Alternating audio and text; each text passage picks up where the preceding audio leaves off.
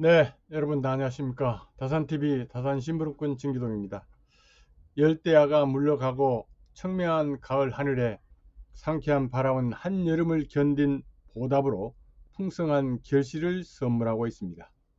물질적 풍요는 물론 피폐한 정신적 풍요로움까지도 선물해 주길 바라는 마음 간절합니다.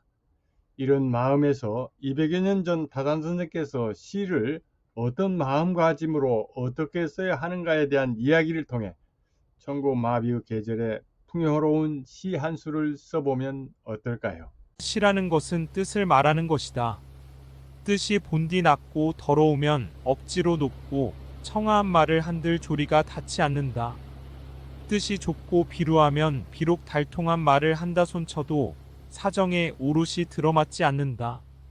시를 배우는 사람이 뜻을 바르게 갖지 않으면 마치 썩은 땅에서 맑은 샘물을 깃고 악취 나는 가죽나무에서 기이한 향기를 구하는 것과 같아서 종신토록 가진 애를 써도 얻지 못할 것이다. 그렇다면 어찌해야 할까? 자연과 인간 사회에서 진리를 찾아내고 더러운 욕심과 깨끗한 양심을 똑똑히 분간하며 티끌과 찌꺼기를 깨끗하게 걸러 그 맑고 참된 마음이 솟구치도록 해야 한다.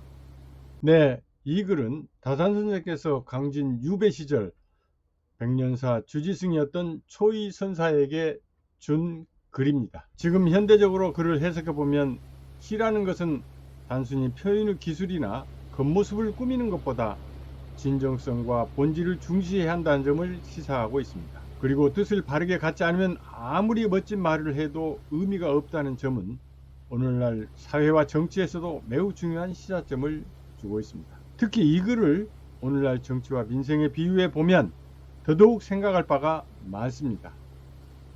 정치에서도 겉모습만 치장하는 것이 아니라 국민을 위한 진정한 뜻과 의도를 가져야 한다는 의미를 담고 있습니다. 정치인이 화려한 구호나 외형적인 모습만을 강조하고 국민을 위한 진정한 노력을 하지 않으면 그 정치적 행위는 공허한 것이 될 것입니다. 또한 민생 문제에 대한 깊은 이해 없이 정책만을 내세운다면 그 정책은 결국 실질적인 효과를 내지 못할 것입니다. 그 대표적인 사례가 지금 의료 대란을 일으키고 있는 의대 정원 확대 문제가 아닌가 싶습니다.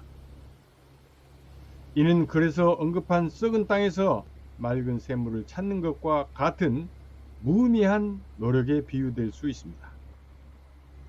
그리고 더러운 욕심과 깨끗한 양심을 똑똑히 분간하는 것은 정치인의 청렴함과 진정성을 시사하고 있습니다. 청렴하지 않은 정치인이 국민을 위한 진정한 정책을 펼 수 없다는 것은 말할 필요가 없습니다. 오늘날 정치인들은 개인적 이익보다는 국민 전체의 복지를 고려하는 마음가짐을 가져야 하며 이를 통해 국민의 신뢰를 얻도록 해야 합니다. 또 맑고 참된 마음이 솟구치도록 해야 한다는 것은 정치인이 국민의 목소리에 귀 기울이고 진정성을 갖고 그들의 삶을 개선하기 위한 노력을 해야 한다는 뜻으로 해석할 수 있습니다. 정치가 겉만 번지르르한 구호나 수사라고 채워지면 민생의 어려움을 해결할 수 없다는 것에 비유할 수가 있습니다. 다산의 시에 대한 글 속에서 오늘날 우리 정치가들이 배워야 할 점은 국민 중심의 정치라는 것입니다. 그리고 정치의 핵심은 국민의 삶을 개선하는 것이며 이를 위해 정치인은 국민의 목소리에 귀 기울여야 한다는 것입니다. 또한 청렴과 진정성을 바탕으로